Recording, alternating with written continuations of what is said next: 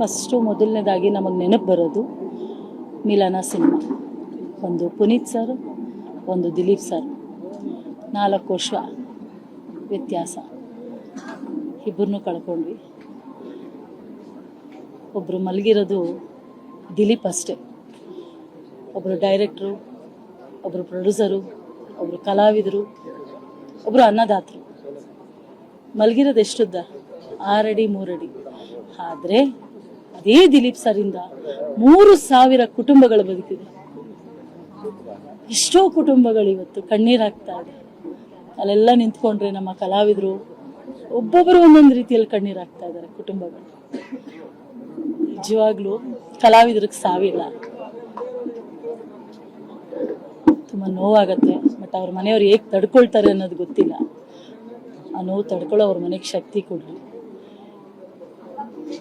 ಎಷ್ಟು ಕುಟುಂಬಗಳು ಅಂದರೆ ಅವರಿಂದ ಎಷ್ಟೋ ಕುಟುಂಬಗಳು ಇವತ್ತು ಬದುಕ್ತಾ ಇದೆ.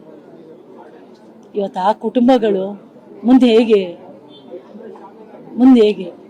ಅನ್ನೋದೊಂದು ಪ್ರಶ್ನೆ ಎಲ್ರಿಗೂ. ಒಂದು 3 ತಿಂಗಳಿಗೆ ಮುಂಚೆ ಸಿಕ್ಕಿದ್ರು. ನಾನು ವಿಡಿಯೋಸ್ ನೋಡಿದ್ದಾರೆ, ನಮ್ಮ ಆಶ್ರಮದ ವಿಡಿಯೋಸ್ ನೋಡಿದ್ದಾರೆ. ಅನ್ನದಾತರಿಗೆ ನಮಸ್ಕಾರ ಅಂದೆ. ಇಲ್ಲಮ್ಮ, ನೀನು ಅನ್ನದಾತೆ. ಸರ್, ಹೇಗೆ ಅಷ್ಟು ಜನ ತಾಯಂದಿರಿಗೆ ಊಟ ಆಗ್ತಿದೆಯಲ್ಲ, ನೀನು ಅನ್ನದಾತೆ. ಅವರ ಪದಗಳಿದೆಯಲ್ಲ, ಆ ಮಾತು, ಆ ಸ್ವಭಾವ, ಒಬ್ರಿಗೆ ಮರ್ಯಾದೆ ಕೊಡೋದು, ಒಬ್ರಿಗೆ ರೆಸ್ಪೆಕ್ಟ್ ಕೊಡೋದು, ನಿಜವಾಗ್ಲೂ ಕಲಿಬೇಕು ಕಣ್ರಿ. ನಾವೆಲ್ಲ ಎಷ್ಟೋ ಜನ ನಮ್ಮಂಥವ್ರು ಕಲಿಬೇಕು ಇವರಿಂದ.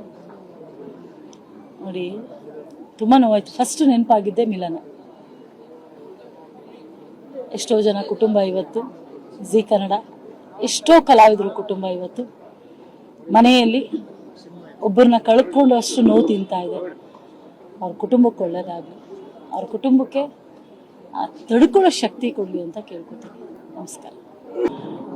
ದಿಲೀಪ್ ಸರ್, ಫಸ್ಟು ಮೊದಲನೇದಾಗಿ ನಮಗೆ ನೆನಪು ಬರೋದು ಮಿಲನ ಸಿನಿಮಾ. ಒಂದು ಪುನೀತ್ ಸರ್, ಒಂದು ದಿಲೀಪ್ ಸರ್, 4 ವರ್ಷ ವ್ಯತ್ಯಾಸ. ಇಬ್ಬರನ್ನೂ ಕಳ್ಕೊಂಡ್ವಿ. ಒಬ್ಬರು ಮಲಗಿರೋದು ದಿಲೀಪ್ ಅಷ್ಟೇ.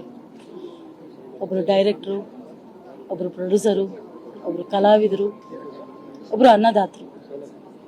ಮಲಗಿರೋದು ಎಷ್ಟುದ್ದ? 6 ಅಡಿ 3 ಅಡಿ. ಆದರೆ ಅದೇ ದಿಲೀಪ್ ಸರಿಂದ 3000 ಕುಟುಂಬಗಳು ಬದುಕಿದೆ. ಎಷ್ಟೋ ಕುಟುಂಬಗಳು ಇವತ್ತು ಕಣ್ಣೀರಾಗ್ತಾ ಇದೆ. ಅಲ್ಲೆಲ್ಲ ನಿಂತ್ಕೊಂಡ್ರೆ ನಮ್ಮ ಕಲಾವಿದರು ಒಬ್ಬೊಬ್ಬರು ಒಂದೊಂದು ರೀತಿಯಲ್ಲಿ ಕಣ್ಣೀರಾಗ್ತಾ ಇದ್ದಾರೆ. ಕುಟುಂಬಗಳು ನಿಜವಾಗ್ಲೂ ಕಲಾವಿದ್ರಿಗೆ ಸಾವಿಲ್ಲ. ತುಂಬ ನೋವಾಗತ್ತೆ. ಬಟ್ ಅವ್ರ ಮನೆಯವ್ರು ಹೇಗೆ ತಡ್ಕೊಳ್ತಾರೆ ಅನ್ನೋದು ಗೊತ್ತಿಲ್ಲ. ಆ ನೋವು ತಡ್ಕೊಳ್ಳೋ ಅವ್ರ ಮನೆಗೆ ಶಕ್ತಿ ಕೊಡ್ರಿ. ಎಷ್ಟು ಕುಟುಂಬಗಳು ಅಂದರೆ ಅವರಿಂದ ಎಷ್ಟೋ ಕುಟುಂಬಗಳು ಇವತ್ತು ಬದುಕ್ತಾ ಇದೆ.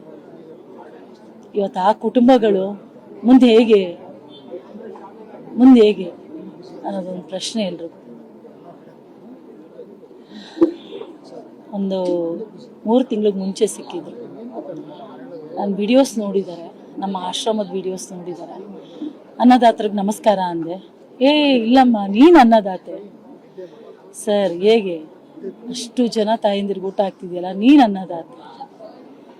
ಅವರ ಪದಗಳಿದೆಯಲ್ಲ, ಆ ಮಾತು, ಆ ಸ್ವಭಾವ, ಒಬ್ರಿಗೆ ಮರ್ಯಾದೆ ಕೊಡೋದು, ಒಬ್ರಿಗೆ ರೆಸ್ಪೆಕ್ಟ್ ಕೊಡೋದು, ನಿಜವಾಗ್ಲೂ ಕಲಿಬೇಕು ಕಣ್ರಿ. ನಾವೆಲ್ಲ ಎಷ್ಟೋ ಜನ ನಮ್ಮಂಥವ್ರು ಕಲಿಬೇಕು ಇವರಿಂದ. ನೋಡಿ, ತುಂಬ ನೋವಾಯ್ತು. ಫಸ್ಟ್ ನೆನಪಾಗಿದ್ದೆ ಮಿಲನ.